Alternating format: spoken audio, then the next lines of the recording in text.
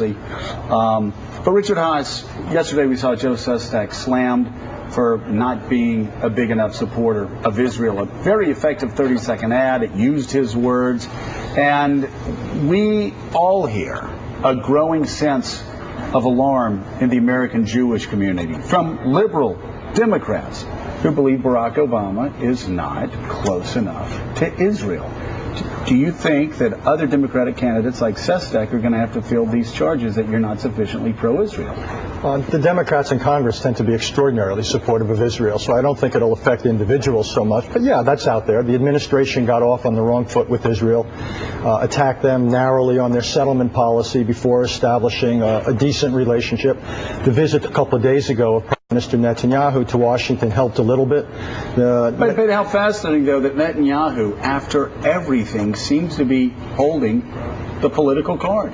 Obama has to have him in the White House to help Democratic candidates this fall because the president is seen as being chilly toward Israel. It also cuts the other way. This is Israel's most important strategic relationship, and if you're an Israeli politician, your ability to manage the U.S. account turns out to be one of the most important things in the eyes of the Israeli voters. So each side has an interest in keeping this relationship on an even keel. But sure, this administration is going to pay something of a price for the perception out there that Barack Obama is somehow slightly distant or cool towards Israel. Jeff, have you heard the complaint in political circles that Barack Obama is a bit too distant to the state of Israel?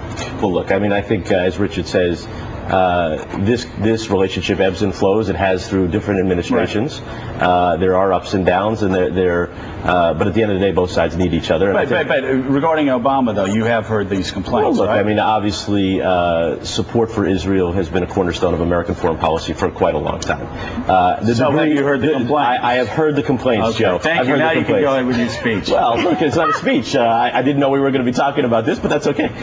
Look, obviously, there are some who believe that. At the end of the day, this is a relationship that both sides need, and though they'll go through ebbs and flows, I think America's support for Israel will always be there. How's the president been doing, is just in terms of pure leadership, in your eyes? We have a lot of CEOs that come on that are quite critical and say he doesn't know how to manage his operation. Well, look, I think that's incredibly unfair because the fact is